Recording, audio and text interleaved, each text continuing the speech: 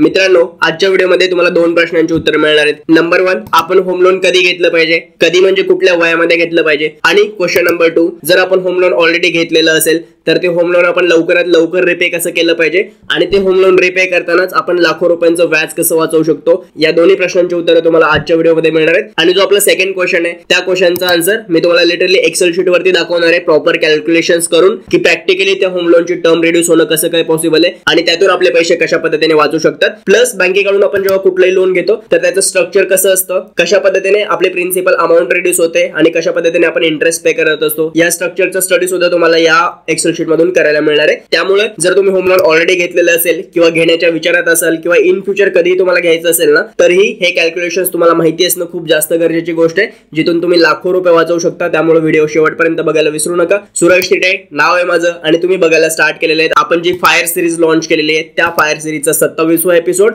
जो आहे home लोनचं repayment आपण लवकरात लवकर कसं करू शकतो आणि ते पण लाखो रुपयाचं व्याज वाचवून.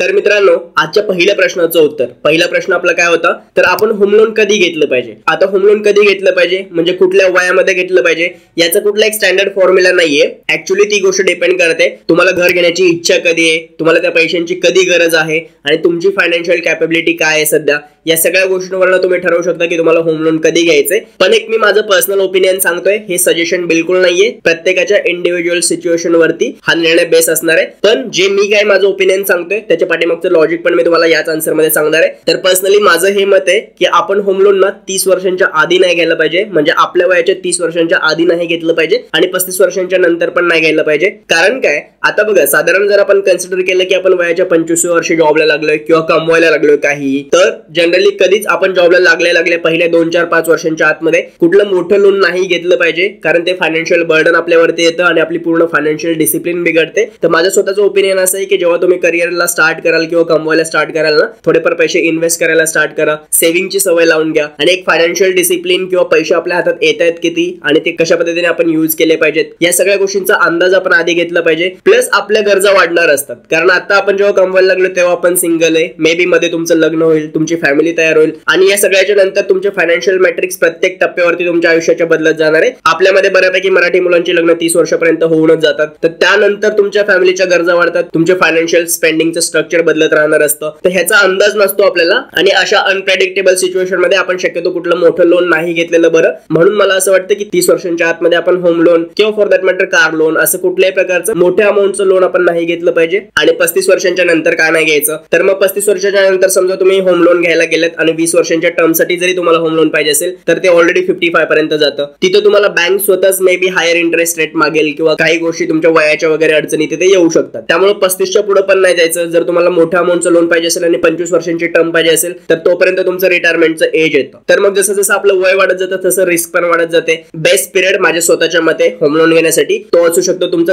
30 वर्ष ते 35 वर्ष, या 5 वर्षांच्या काळात तुम्ही होम लोन घेऊ शकता. कारण तिथे तुम्ही बऱ्यापैकी फायनान्शियली स्टेबल होत असाल, तुम्हाला कळलेलं असेल की तुमच्या रिक्वायरमेंट्स काय, तुमचा खर्च काय, एक्सपेंडिचर काय आणि त्या अनुषंगाने तुम्ही होम लोनचं रिपेमेंट वगैरे सगळ्या पुढच्या गोष्टी प्लॅन करू शकता आणि तुमच्याकडे इनफ वेळ पण असतो ते होम लोन रिपे करण्यासाठी. आणि दुसरं कारण होम लोन याच पिरियड मध्ये घेतलं पाहिजे त्याचं मला असं वाटतं तोपर्यंत तुमचं लग्न वगैरे झालेलं असेल आणि मे बी जर का दोघं कमवते असेल तर तुमचं इन्कम पण बऱ्यापैकी चांगलं असेल आणि तुम्हाला बँकेला अप्रोच करताना पण थोडंसं लोअर इंटरेस्ट रेटने अप्रोच करताना पण तुम्हाला बरं पडेल ती गोष्ट. प्लस दोघांच्या पण टॅक्सेस वरती तुम्हाला रिडम्पशन वगैरे घेता येतं. ती टॅक्सेशनची कंप्लीट गोष्ट वेगळी आहे, त्याच्यावरती आपण परत कुठल्या तरी व्हिडिओमध्ये बोलूयात. पण लग्नाच्या नंतर दोघांनी एकत्र घर घेणं ही पण चांगली फायनान्शियल स्ट्रॅटेजी असू शकते. त्यामुळे मला असं वाटतं की आपण 30च्या नंतर आणि 35व्या वर्षाच्या आधी लोन घेतलं पाहिजे. हे माझं स्वतःचं पर्सनल ओपिनियन आहे. ऑब्व्हियसली ती काही स्टँडर्ड स्ट्रॅटेजी वगैरे नाहीये किंवा फायनान्शियल ऍडवाइस नाहीये, फक्त ओपिनियन आहे. किंवा इव्हन पुढे पण मी आता सेकंड क्वेश्चनचा आन्सर करताना जे कॅल्क्युलेशन्स वगैरे दाखवणार आहे ते पण काही स्टँडर्ड कॅल्क्युलेशन्स किंवा ऍब्सोल्युटली घेतलं पाहिजे असं नाहीये. जस्ट मी तुम्हाला ते कॅल्क्युलेट करून दाखवते, त्याच्यावरती तुम्ही बँकेशी चेक करू शकता, एखाद्या फायनान्शियल ऍडवायझर कडून पण ऍडवाइस घेऊ शकता. हा व्हिडिओ बनवण्याचा माझा उद्देश इतकाच आहे की लोन स्ट्रक्चर कसं असतं, आपण ते रिपेमेंट कसं करत असतो आणि एक मोठं लोन जेव्हा मोठ्या टेन्युअरसाठी आपण घेतो तो टेन्युअर रिड्यूस करून आपण लाखो रुपयांचं व्याज कसं वाचवू शकतो याच्याविषयी आपण थोडेसे अवेअर झालो पाहिजे. सो आता आपण वळूयात आपल्या दुसऱ्या प्रश्नाकडे, जो खूप महत्वाचा प्रश्न आहे की समजा तुम्ही एक होम लोन घेतलेले आहेत एका एक्स अमाऊंटचं आणि 25 वर्षांच्या टेन्युअरचं जर तुम्ही होम लोन घेतलेले आहेत तर ते 25 वर्षांचं होम लोन तुम्ही 10 ते 12 वर्षांच्या आतमध्ये कसं काय रिपे करू शकता, त्यातून लाखो रुपयांचं व्याज सेव्ह करणं कसं काय आपल्यासाठी पॉसिबल होऊ शकतं, या दोन्ही गोष्टी आपण डायरेक्टली एक्सेल शीट वरती बघूयात. So let start. डायरेक्टली स्क्रीनवरती बघा, तुम्हाला सगळे कॅल्क्युलेशन्स दिसतील इथे. सो येस, हे वी गो.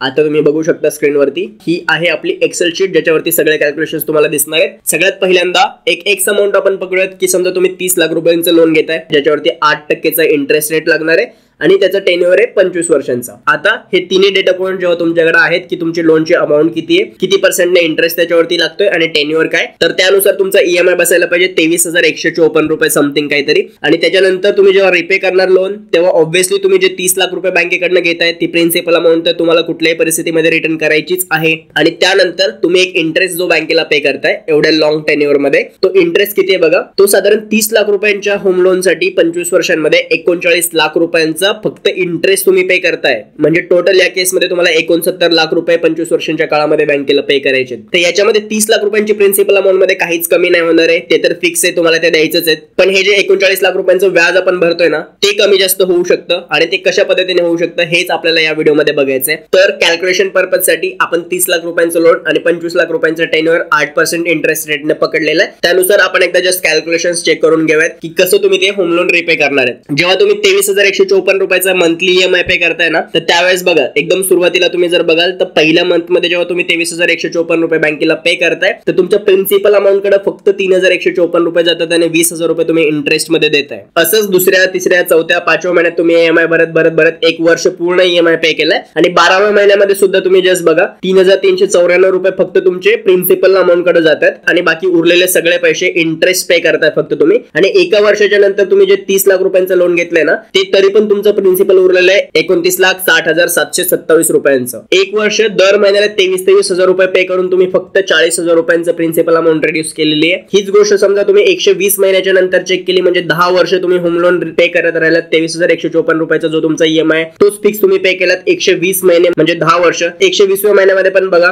जेव्हा तुम्ही 23,000 रुपये पे करताय त्यातून फक्त 6,955 रुपये तुमचे प्रिन्सिपल अमाऊंट कडे चाललेत आणि तेव्हा पण 16,199 म्हणजे 16,200 रुपये जवळजवळ फक्त इंटरेस्ट मध्ये देताय तुम्ही. आणि त्या 10 वर्षांच्या नंतर पण तुमच्या 30 लाख रुपयांमधले फक्त 6 लाख रुपये कमी झालेले असतील आणि 24 लाख रुपये जवळजवळ तुमचे अजून प्रिन्सिपल अमाऊंट बाकी आहे, जेव्हा की तुम्ही 10 वर्ष ऑलरेडी ईएमआय पे केलेले आहेत त्या लोन साठीचे, जे 23,000 रुपयांच्या हिशोबाने तुम्ही कॅल्क्युलेट करून बघू शकता किती होतात ते. आणि असंच करत करत करत जेव्हा तुम्ही लोन रिपे करत राहाल ना तेव्हा समजा 240 महिना आपण जर बघितला म्हणजे 20 वर्ष तुम्ही ते लोन रिपे करत राहिलात तर 20 वर्षांच्या नंतर 240 महिन्यामध्ये तुम्ही जेव्हा 23,000 रुपये ईएमआय पे करताय तेव्हा 15,439 रुपये तुमच्या प्रिन्सिपल अमाऊंट कडे जातात आणि 7,000 रुपये तुमच्या इंटरेस्ट मध्ये जातात. म्हणजे इथं 20 वर्षांच्या नंतर येऊन बघा ती अमाऊंट कमी झाली. तुम्ही जे 23,000 रुपये पे करता बँकेला त्या 23,000 रुपयांमधून मॅक्झिमम अमाऊंट तुमच्या प्रिन्सिपल अमाऊंट कडे चालली आणि मिनिमम अमाऊंट तुमच्या इंटरेस्ट मध्ये चालली कधी 20 वर्षांच्या नंतर. आणि जसं जसं तुमच्या लोनचा टेन्युअर कमी कमी कमी होतील तेव्हा तुम्ही प्रिन्सिपल अमाऊंट जास्त पे करणार आणि इंटरेस्ट कमी पे करणार. त्यामुळे शेवटच्या काही वर्षांमध्ये जर तुम्ही होम लोन डायरेक्ट नील करण्याचा प्रयत्न केलात किंवा कुठून तरी तुमच्याकडे पैसे आले आणि तुम्ही ते कंप्लीट लोन क्लोज करण्याचा प्रयत्न केलात तर तुम्हाला काही बेनिफिट जास्त होणार नाहीये. म्हणून आपण डिसिप्लिन वे मध्ये आणि शॉर्ट वेने कमीत कमी इंटरेस्ट पे करून होम लोन कसं रिड्यूस करू शकतो हेच आपण आजच्या व्हिडिओमध्ये यापुढे बघणार आहे. तर असंच तुम्ही जेव्हा पे करत राहाल तेव्हा 300 महिने म्हणजे तुमचे 25 वर्ष संपून जातील आणि त्याच्यानंतर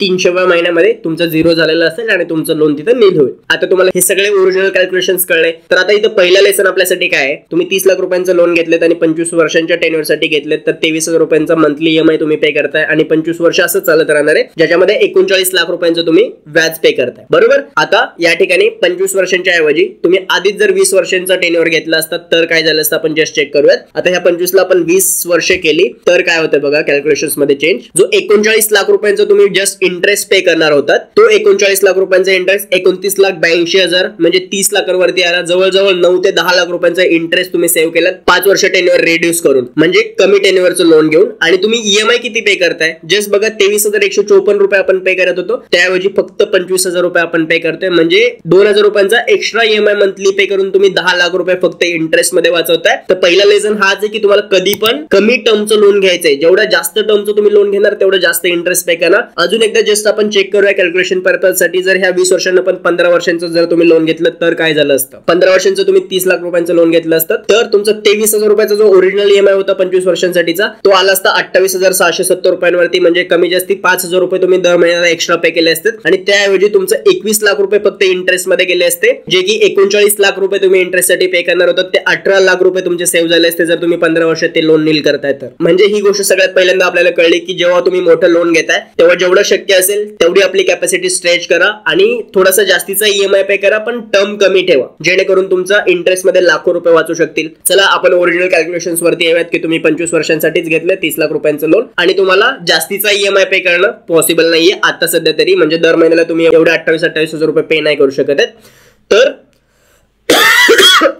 सॉरी, थोडंसं आजारी असल्यामुळे खोकला वगैरे येतोय मध्ये मध्ये, पण ठीक आहे. दुसरा एक मार्ग आहे जो त्याच्यापेक्षा थोडासा सोपा जाईल तुम्हाला. तुमच्यावरती जास्त फायनान्शियल स्ट्रेस नाही येणार किंवा टेन्शन पण नाही येणार. तुम्ही थोड्याशा सोप्या पद्धतीने ती गोष्ट करू शकता आणि तो मार्ग चेक करण्यासाठी आपण इथे 2 हाईड केलेला लाईन्स बघूयात आता. ओके, सो आपण हे जे कॉलम हाईड केले होते ते अनहाईड करूयात आणि इथे तुम्हाला कळेल आता की काय करता येऊ शकतं. समजा दुसरा मार्ग, तुम्ही काहीच नाही केलं, 30 लाख रुपयांचं लोन घेतलेत आणि 25 वर्षांचीच टर्म आहे, तर तुम्ही काय करताय, जो रेग्युलर ईएमआय तुम्ही दर महिन्याला पे करताय तोच ईएमआय प्रत्येक वर्षी, म्हणजे समजा तुम्ही या जानेवारीमध्ये लोन घेतलेत तर पुढच्या डिसेंबरला जो तुम्ही ईएमआय भरणार ना 12वा, त्याऐवजी अजून एक एक्स्ट्रा ईएमआय पे करायचा. म्हणजे तुमच्या लोनच्या वर्षाच्या शेवटच्या महिन्यामध्ये तुम्ही 2 ईएमआय पे करणार एकच्या ऐवजी. ते जर आपण केलं तर आपण जस्ट चेक करूयात की काय होणार. समजा तुम्ही इथं दरवर्षी 1 ईएमआय एक्स्ट्रा पे करणार आहात प्रत्येक वर्ष, तर काय होतं बघा. आता तुम्हाला हे कॅल्क्युलेशन तर आधीची माहितीच आहे. 30 लाख रुपये प्रिन्सिपल आहे, 39,46,000 समथिंग काहीतरी इंटरेस्ट पे करतोय आपण. फक्त 1 ईएमआय एक्स्ट्रा पे करून 39 लाख रुपये तुम्ही जे इंटरेस्ट पे करणार होता तो इंटरेस्ट कितीवरती आला, 30,74,000 रुपयांवरती. म्हणजे 9 लाख रुपयांचा इंटरेस्ट सेव्ह केला तुम्ही. काय करून, तर फक्त 1 ईएमआय प्रत्येक वर्षी एक्स्ट्रा पे करून आणि फक्त 9 लाख रुपयांचा इंटरेस्ट नाही सेव्ह केला. अजून मॅजिक पुढे बघा. जे तुमचं 25 वर्षांचं म्हणजे 300 ईएमआय जे तुम्हाला पे करायचे होते लोनचे ते कुठे संपतात बघा. जस्ट तुम्ही जेव्हा जाल खाली खाली खाली आपण स्क्रोल केलं, दरवर्षी 23,000 रुपये आपण 12व्या महिन्यामध्ये एक्स्ट्रा पे करतोय. तर इथं तुमचं लोन कुठे संपलंय, इथे तुमचं लोन संपलेलं आहे साधारण हे बघा, साधारण 242व्या महिन्यामध्ये. म्हणजे 240 महिने, याचा अर्थ 20 वर्ष. जे तुमचं 25 वर्षांचं लोन होतं ते फक्त 20 वर्षांमध्ये नील होणारे 5 वर्ष तुम्हाला कुठलाच ईएमआय भरायची गरज नाहीये, जर का तुम्ही दरवर्षी 1 ईएमआय फक्त एक्स्ट्रा पे करताय तर. आणि ही गोष्ट कशामुळे पॉसिबल होते माहितीये का, एकदम सुरुवातीला जेव्हा 23,154 रुपयाचा ईएमआय पे करताय त्यावेळेस फक्त 3,000 समथिंग रुपये प्रिन्सिपल कडे जातात आणि बाकी सगळे 20,000 रुपये जवळजवळ इंटरेस्ट मध्येच जातात. पण 12 महिन्यांच्या नंतर जेव्हा तुमच्याकडे 29,60,000 रुपयांची प्रिन्सिपल अमाऊंट बाकी आहे आणि त्याच्यानंतर तुम्ही 23,000 रुपये डायरेक्टली प्रिन्सिपल कडे देताय, ह्या 23,000 रुपयांमधून तुमचा इंटरेस्ट काहीच जाणार नाहीये, डायरेक्ट प्रिन्सिपल अमाऊंट जाणार आहे आणि ती त्याच्यानंतर तुमचा बॅलन्स आला 29,34,000 रुपये. हे 23,000 रुपये तुम्ही प्रिन्सिपलचे पे केलेत आणि त्याच्यामुळे तो इंटरेस्ट मध्ये जो फरक पडतोय ना 9 लाख रुपयांचा, तसं दरवर्षी तुमचं प्रिन्सिपल कमी कमी होऊन 9 लाख रुपयांचा तुमचा इंटरेस्ट वाचतोय प्लस 5 वर्षांचं तुमचं लोन रिड्यूस होतंय. ही गोष्ट फक्त 1 ईएमआय एक्स्ट्रा पे करून होते. आता अजून एक दुसरी ट्रिक बघूयात आपण, जर का तुम्हाला होम लोनचा टेन्युअर रिड्यूस करायचा असेल तर. आता याच्यामध्ये आपण असं कन्सिडर करूयात की तुम्हाला 1 ईएमआय पण एक्स्ट्रा पे करणं पॉसिबल नाहीये, तो समजा तुम्ही झिरोच करताय आणि परत ओरिजिनल कॅल्क्युलेशनला आपण आलो. पण ही गोष्ट तरी करणं शक्य आहे का की तुम्ही तुमचा ईएमआय जो आता पे करताय तो दरवर्षी 10% वाढवाल. म्हणजे 10-12% तर तुमची सॅलरी इन्क्रीमेंट पण होत असेल. समजा तुम्ही ती इन्क्रीमेंट फक्त होम लोनचा ईएमआय देण्यामध्ये वाढवताय किंवा तुमच्याकडे कशाही कुठल्याही पद्धतीने जर एक्स्ट्रा पैसे येत असतील तर त्या पैशातून तुम्ही 10% फक्त दरवर्षी ईएमआय तुमचा वाढवताय टर्म कमी करण्यासाठी. म्हणजे जो 23,154 रुपयाचा तुम्ही पूर्ण वर्षभरामध्ये पहिला पे करणार आहे तो त्याच्यानंतर 10% वाढवून किती होतोय आपण बघूयात. जर का समजा तुम्ही 10% वाढवलात, जे तुम्ही 39 लाख रुपयांचा इंटरेस्ट पे करणार होता तो 17 लाख रुपयांवरती आलाय. फक्त 17 लाख रुपये तुम्हाला ते इंटरेस्ट पे करायचं 10% दर वर्षाचा ईएमआय वाढवून. म्हणजे पहिली 12 महिने तुम्ही 23,154 रुपये पे केलेत 12 महिन्यांपर्यंत आणि 12 महिन्यांच्या नंतर तुम्ही 10% वाढवलेले 25,470 रुपये त्या पुढच्या 12 महिन्यांसाठी पे करताय आणि त्याच्यानंतर 28,017 रुपये. असं दरवर्षी तुम्ही 10% फक्त ईएमआय वाढवताय तुमचा आणि ते तुमचा जो इंटरेस्ट 39 लाख रुपयांचा होता तो 17 लाख रुपयांवरती आलाय. म्हणजे जवळजवळ 20 ते 22 लाख रुपयांचा तुम्ही इंटरेस्ट सेव्ह करताय त्याच्यावरती फक्त, आणि तुमचं लोन किती वर्षात संपतंय जर आपण बघितलं तर आपलं लोन साधारण इथे संपलंय, म्हणजे हे लास्ट 21,000 रुपये आपण पे केलेत 125व्या महिन्यामध्ये. लास्ट EMI पे केलाय आपण 125 महिने, म्हणजे जे 300 महिन्यांचं लोन होतं 25 वर्षांचं साधारण, ते 12.5 वर्षांमध्ये आपलं पे होतंय आणि त्यातून 22 लाख रुपयांचा इंटरेस्ट जवळजवळ आपला सेव्ह होतोय जर का तुम्ही फक्त 10% एक्स्ट्रा EMI दरवर्षी पे करू शकता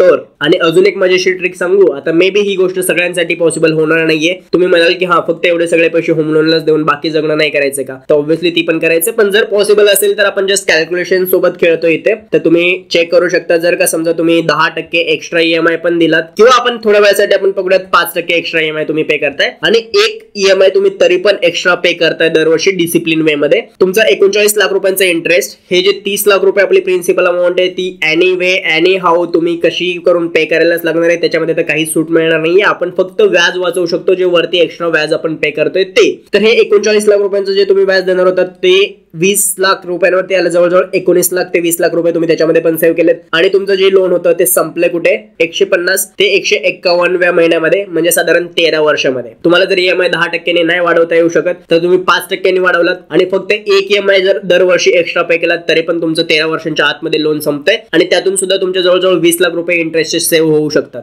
आणि जर का आपण लास्ट सिच्युएशन बघूयात, जर का तुम्ही 10% EMI पण दरवर्षी वाढवलात आणि एक EMI तुम्ही एक्स्ट्रा पे पण करताय दरवर्षी, तर काय होईल, तर तुम्ही 39 लाख रुपये व्याज देण्याच्या ऐवजी फक्त 16 लाख रुपये व्याज द्याल, जवळजवळ 23 लाख रुपयांचं व्याज तुम्ही सेव्ह करू शकाल. आणि तुमचं लोन किती महिन्यांमध्ये किंवा किती वर्षांमध्ये संपतंय जस्ट चेक करा तुम्ही. तुमचं लोन संपलेलं कितीव्या महिन्यामध्ये, 120 महिन्यांमध्ये संपलेलं आहे. तर तुमचं लोन संपलेलं 120 महिने म्हणजे 12 महिन्यांचं 1 वर्ष, तर 10 वर्षांच्या आतमध्ये तुमचं लोन संपू शकतं जर का तुम्ही 10% एक्स्ट्रा दरवर्षी EMI पे करू शकताय आणि एक EMI जर का एक्स्ट्रा पे करताय. तर या ठिकाणी तुम्ही बघू शकता 120व्या महिन्यामध्ये तुमचं लोन कंप्लीट नील झालेलं आहे, जिथं तुम्ही 23 लाख रुपयांचा इंटरेस्ट वाचवलेला आहे. जेवढे तुम्ही प्रिन्सिपल अमाऊंट घेतली होती 30 लाख रुपयांची, त्याच्यावरती फक्त 16 लाख रुपयांचं व्याज आपण पे केलेलं आहे. सो अशा पद्धतीने तुमचं जे होम लोन आहे ते तुम्ही लवकरात लवकर रिपे करू शकता, प्लस लाखो रुपयांचं इंटरेस्ट वाचवू शकता, जे मी तुम्हाला आता सगळं कॅल्क्युलेट करून प्रॉपर दाखवलेलं आहे. हे फक्त होम लोन साठीच नाहीये, तुम्ही कुठलंही मोठं लोन घेताय तर ते अशा पद्धतीने प्रीपे करणं शक्य असतं. तुम्हाला फक्त एकदा बँकेला आधी विचारायला लागेल, कारण काही जे बिझनेस लोन्स वगैरे असतात त्याच्यामध्ये पार्ट पेमेंट किंवा प्री पेमेंट अलाउड नसतं, कारण तुम्ही बिझनेस मधून अल्टिमेटली पैसे कमवणार आहेत आणि बँकेला सुद्धा तुम्हाला जे बिझनेस करण्यासाठी लोन दिलेले आहे त्याच्यामधून पैसे कमवायचे, त्याच्यामुळे त्या गोष्टीसाठी एकदा चेक करून घ्या. पण बाकी जे कार लोन आहे, होम लोन आहे, यांना प्रीपेमेंट करता येऊ शकतं आणि